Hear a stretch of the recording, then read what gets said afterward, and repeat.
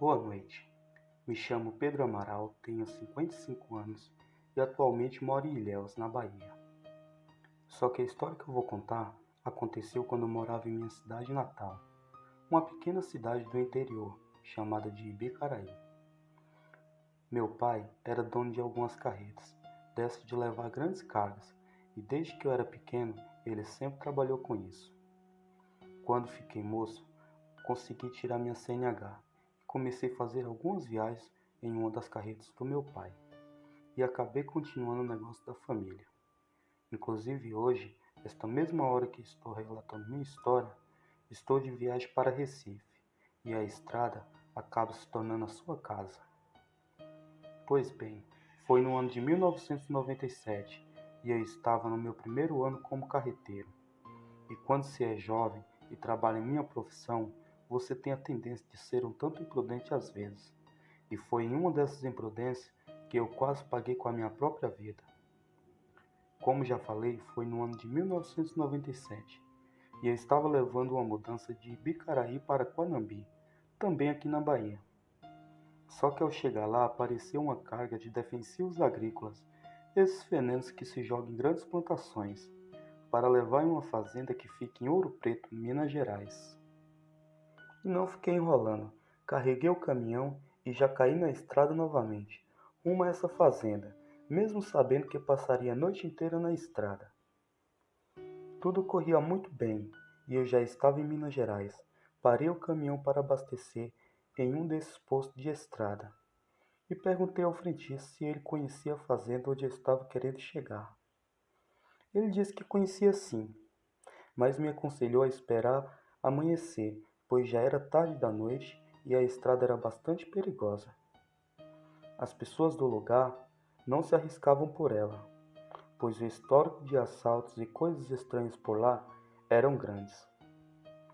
Só que, como já falei, quando se é jovem, não se mede as consequências das suas atitudes. E mesmo o frentista que conhecia o lugar, falando que seria perigoso, eu acabei indo. Naquele momento, queria fazer logo minha entrega, o quanto mais rápido eu chegasse logo no meu destino, mais rápido eu voltaria para casa. Terminei de abastecer, o frentista disse que eu pegasse a estrada de terra, e no fim dela eu chegaria na fazenda. Então segui o meu caminho, o jovem prudente, no meio do nada. Cheguei na estrada de terra e comecei a andar por ela.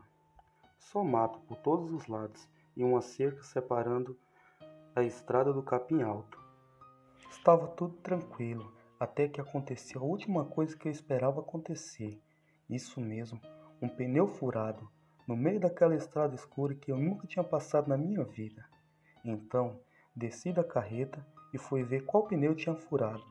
E era o pneu que ficava no último eixo do lado direito.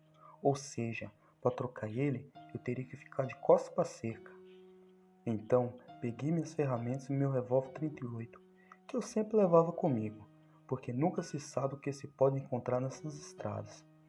Peguei o revólver, botei na cintura e fui trocar o pneu.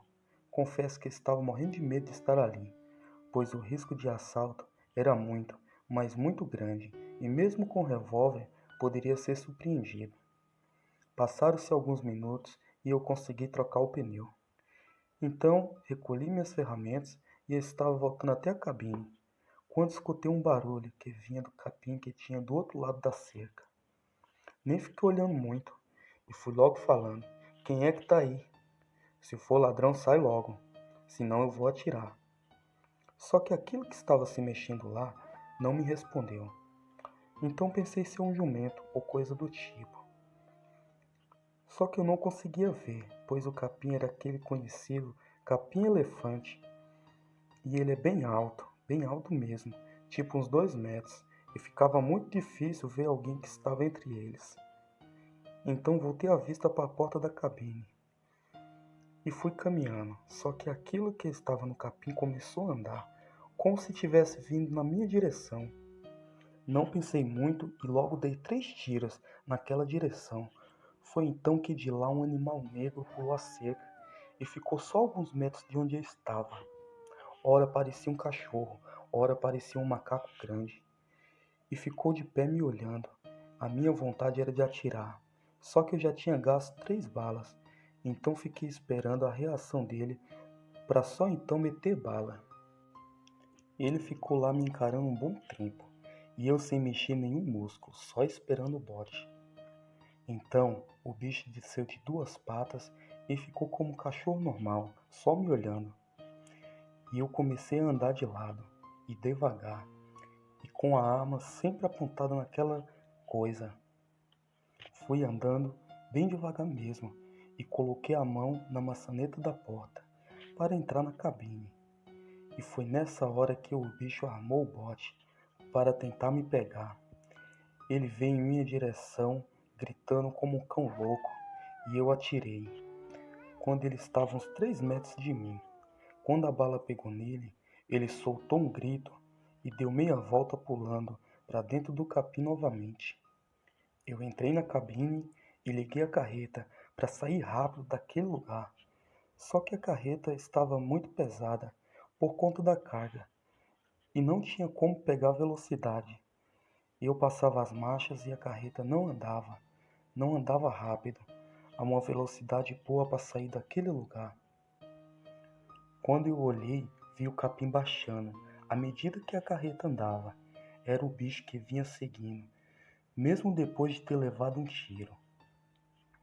Ele ficou me seguindo por um bom tempo, até que a carreta pegou velocidade e aquele diabo ficou para trás. Cheguei na fazenda e fui de encontro ao rapaz, que era o encarregado de receber as mercadorias. Ele conferiu e eu acabei contando a ele o que tinha acontecido na estrada.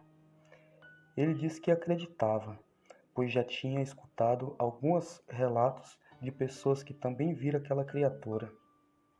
Ele disse que depois de escutar minha história, ficaria ainda mais atento, principalmente à noite. O caminhão foi se descarregando e eu tomei a estrada novamente, rumo para minha casa. Depois tive outras experiências nas estradas, porém, nada parecido com o que eu vi naquela noite. Nunca mais fui imprudente ao ponto de arriscar minha própria vida, e foi preciso quase morrer para aprender uma boa lição. Boa noite.